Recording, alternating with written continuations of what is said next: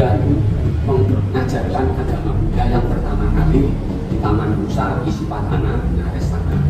Tempatnya di Taman Kijang. Maka di sini altarnya dibantu oleh ada cakra, ada dua kijang ini. Dan kijang ini yang ada tutul-tutulnya ini jenis kijang Nepal atau rusa Nepal. Kalau di Indonesia kan warnanya kuning semua atau oranye itu, tapi ini kan rusa kijang pada zaman Sang Buddha. Yang dinamakan Sang Buddha itu adalah guru agungnya umat Buddha. Seperti Mbak Ye masih ini ada Nabi Muhammad itu, dan Buddha itu adalah pencapaian. Dulunya sebelum mencapai kebuddhaan namanya Pengirang Siddhartha. Setelah bermeditasi juga bertapa selama 6 tahun, akhirnya mendapat pencerahan menjadi Buddha. Dan Buddha itu adalah pencapaian, bukan nama perorangan. Orang yang telah mencapai kesempurnaan itu disebut Buddha. Dan itu orang yang sudah bisa mencapai nibbana atau nirwana. Atau nibbana itu bahasa Pali, kalau nirwana itu bahasa Sanskerta. Jadi kalau ajaran agama Buddha itu ada dua versi bahasanya.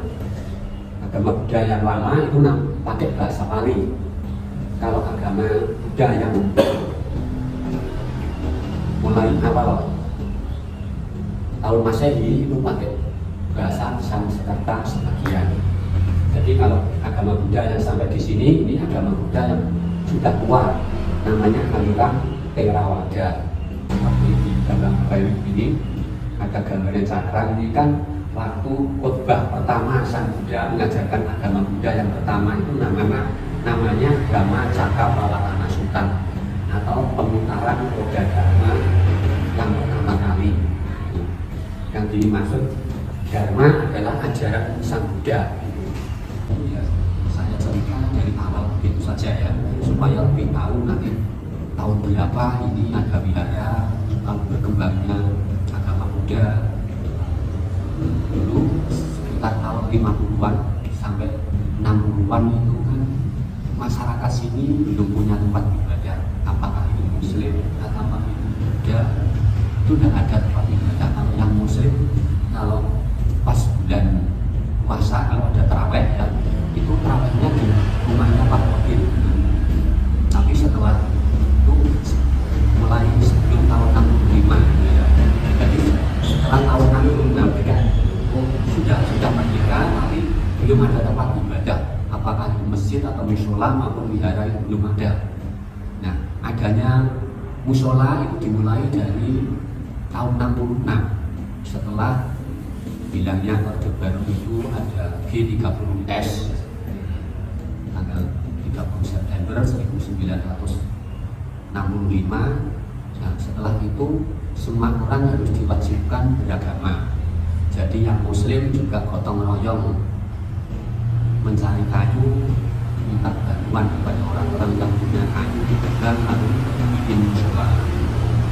Nah, lalu yang Buddha juga, soalnya yang Buddha kan cuma sedikit ya, cuma sedikit itu belum bisa bangun tempat ibadah, tapi namanya kalau Buddha itu yang lebih kecil dari wihara itu namanya Cetya. Nah, Cetya itu ya sekelas musola itulah, sekelas musola. Kalau Muslim itu musola, kalau Buddha itu Cetya namanya. Nah, itu numpang di rumahnya umat kalau yang umat Buddha itu.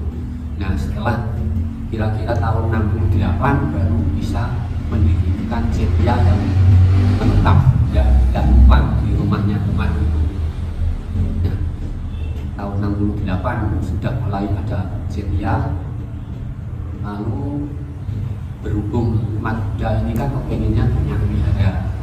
Nah, jadi gotong royong bangun wihara itu dengan menabung, dengan mencari materialnya. Nah, akhirnya pada tahun 1983 itu umat Buddha punya wihara yang namanya Wihara Dhammadipati. Tapi tempatnya masih numpang pada tanahnya umat juga gitu, belum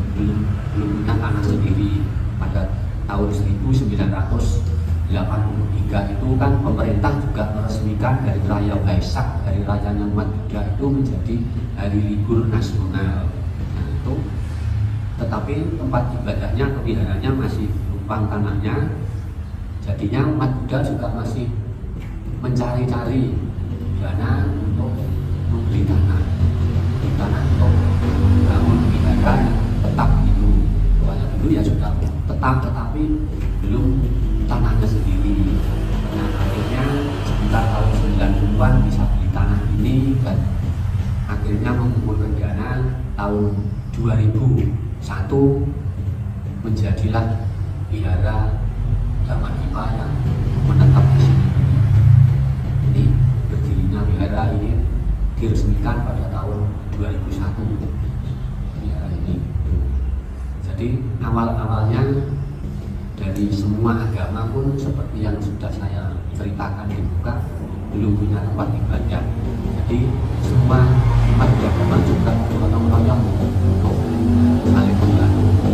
Nah, seperti bangun wihara ini juga umat Muslim juga bangun batu, gotong royong ngambil kayu di hutan sana karena kan kita izin kepada petani ini kan pakai ini ya untuk ngecor ini pakai tangan papan-papan itu minta ke perhutani saya yang ngambil dari hutan ini juga umat Muslim semua ini yang mengikuti gotong royong bangun wihara ini, termasuk yang memberi konsumsi juga sebagian ada umat Muslim yang mau bantu para tukang-tukangnya ini memberi konsumsi juga. Terus ini sama ya, kecuali yang di Kelenteng ini kan, Kelenteng itu namanya tempat ibadah Tridharma. Yang Tridharma itu meliputi ajaran Buddha, ajaran Tao dan ajaran Konghucu.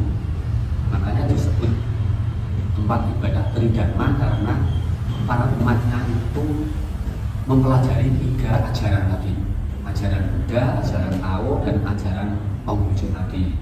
Nah, kalau yang agama Buddha itu yang di Desa Solo maupun yang di daerah selatan seperti Undaan, seperti bawah-bawah sini ini ada Kanjerjo, ada Ratau, itu sama. Tetapi yang satu aliran namanya agama Buddha Theravada itu cuma Solo dan Ratau.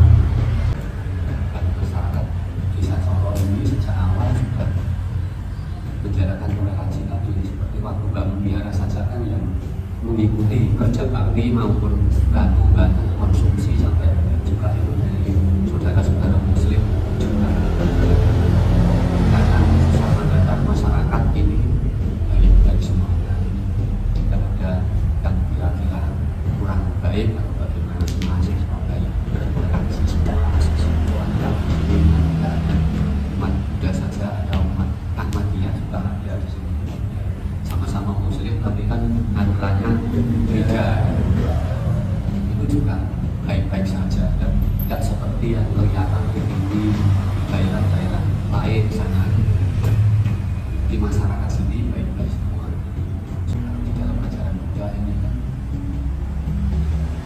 pesannya bahwa Sang Buddha itu mengajarkan umatnya untuk menjalankan cinta kasih kepada semua makhluk, tidak hanya umat manusia saja.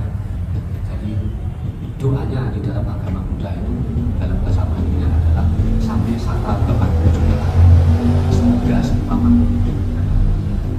Jadi tentunya biarpun agama Buddha kita tapi memang sudah kehendak alam, dulu kan sebelum bangkitan 10 tahun 66 tadi kan agama Buddha juga jarang didengar di mana-mana ada, tetapi setelah ada apa itu, ada G30S tadi kan agama Buddha juga semarak, maksudnya di Pantura ini dari Banyuwangi sampai